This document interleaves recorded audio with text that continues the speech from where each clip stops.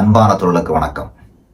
நிறைய பேருக்கு உலகத்துல இளமையும் அழகும் செல்வமும் தங்கி இருந்தால் நிறைய நண்பர்கள் பெறுவாங்க, நல்லா பேசி சந்தோஷமா இருப்பாங்க, எல்லாமே பண்ணுவாங்க.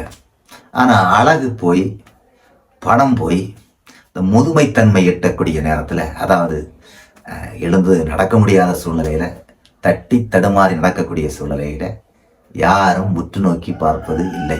எல்லாரையும் சொல்லலை, 100% ஆட்களும் வயதானவர்களை மதிப்பதே இல்லை.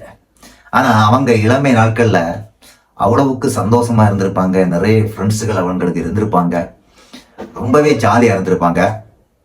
ஆனால் வயதான நேரத்தில் அவங்கள்ட்ட கருணை காட்ட யாருமே இல்லை. இதுதான் உலகம்.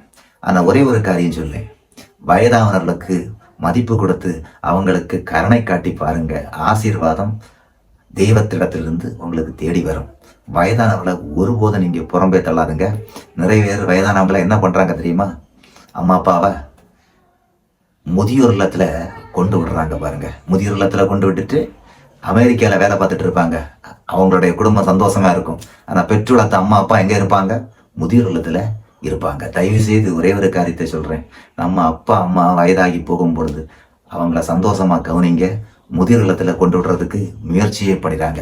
இதே மாதிரிப்பட்ட கேடுகட்ட சிந்தனையும் கேடுகட்ட காரியம் உலகத்தில் எதுவுமே கிடையாது. நன்றி.